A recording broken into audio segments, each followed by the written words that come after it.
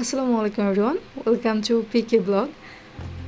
আজকে আমি fish fry তৈরি করে দেখাচ্ছি।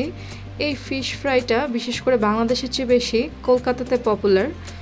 ওইখানে ভেটকি মাছের ফিলেট দিয়ে এটা তৈরি করা হয়, বাট আমাদের দেশে ভেটকি মাছ বর্তমানে অ্যাভেলেবেল হলেও এটার যে ফিলেটটা আমরা ভালোভাবে তৈরি করতে পারি না। বিশেষ করে আমি তো অনেকবার ট্রাই করেছিলাম, হয় না।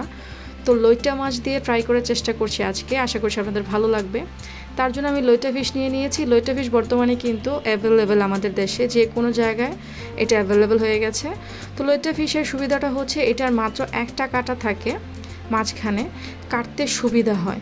তো আমি মোটামুটি মিডিয়াম থেকে একটু বড় সাইজের যে লইট্টা ফিশগুলো আছে সেগুলো নিয়ে নিয়েছি এবং একটা কাঁচির সাহায্যে কীভাবে কাটছি একটু ভালোভাবে লক্ষ্য করলেই বুঝতে পারবেন। পেটের অংশ দিক দিয়ে একটু কেটে নিলেই একদম স্পষ্ট দেখা যায় বাকি বড় কাঁটাটা একটা কাঁটায়। তো এই কাঁটাটা একটা সাইড করে এভাবে কেটে নিলেই কিন্তু আমাদের যে ফিলেটটা দরকার সেটা আমরা পেয়ে যাব।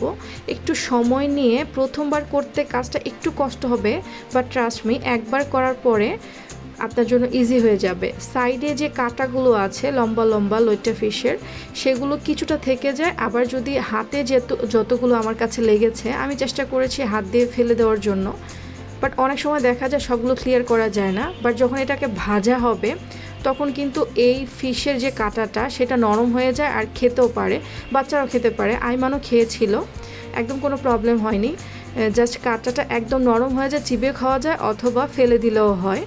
সো আমি এভাবে আস্তে আস্তে সবগুলো ফিলেট তৈরি করে নিচ্ছি। যেহেতু অনেক লম্বা, আমি একটু বড় বড় করে করব, তাই আমি 2 ভাগ করে কেটে নিচ্ছি। কেটে সবগুলোকে আস্তে আস্তে আমি সেম শেপে করে, যেহেতু মাছ ছোট বড় আছে সেম শেপে করা যাবে না, তো যেটা যেরকম শেপ আছে সেগুলো করে নিয়ে আমার সবগুলো করা হয়ে গেছে। একটু সময় সাপেক্ষ, আমি আবারও বলছি, বাট করতে করতে একটা দুইটা করলে আপনি বাকিগুলো ইজিলি করতে পারবেন। তো এখানে আমার সবগুলো ফিলেট তৈরি হয়ে গেছে। আমি এখানে প্রায় 1 টেবিল চামচের মতো লেবুর রস আর সামান্য পরিমাণ লবণ দিয়ে এটাকে প্রায় 1 মিনিটের মতো একটু ভালোভাবে মাখিয়ে নিব। তাহলে একটা স্ট্রং মাছের একটা ফ্লেভার থাকে, সেটা অনেক সময় অনেকে পছন্দ করে না, সেটা চলে যাবে। তারপরে ভালোভাবে পানি দিয়ে ধুয়ে এটাকে একটা ঝাঁঝরির মতো রেখে দেবো অনেকক্ষণ, যাতে যে নিজস্ব পানিটা আছে মাছের সেটা ঝরে যায়। তো একটু অপেক্ষা করতে হবে। আমি 2 ঘন্টার মতো অপেক্ষা করছি, আপনাদের কাছে সময় না থাকলে 1 ঘন্টা অপেক্ষা করলেও হবে।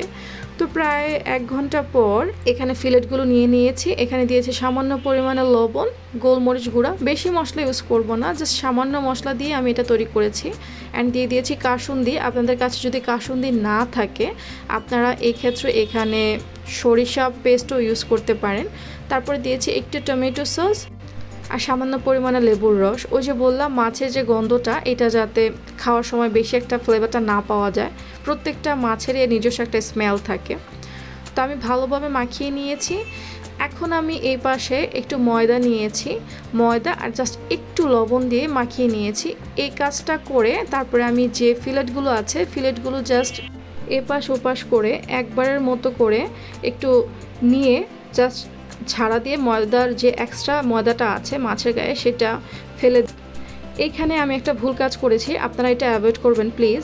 আপনারা এখানে ডিমটা দিবেন না। ডিমটা দিলে কি হয়, ফিশ ফ্রাইটা ভাজার সময় ফুলে যায়, যেটা একদমই ভালো লাগে না। আপনারা এখানে সরাসরি একটু পানি দিয়ে জাস্ট একটু চাট মশলা দিয়ে এটা করে নেবেন, ডিমটা ভুলে দিতে যাবেন না। আমি এই মিস্টেকটাই করেছি, আপনাদের সাথে কি মিস্টেকটা কিভাবে হয়েছে, কীরকম প্রবলেম ক্রিয়েট হয়েছে আমার, সেটা আমি শেয়ার করব। তাই ভিডিওটাকে আমি চাইলে ঠিক করতে পারতাম, আমি যেহেতু প্রবলেমে ফেস করেছি তাই আর আমি এটাকে কাটিনি, জাস্ট আপনাদেরকে দেখানোর জন্য এটা করেছি।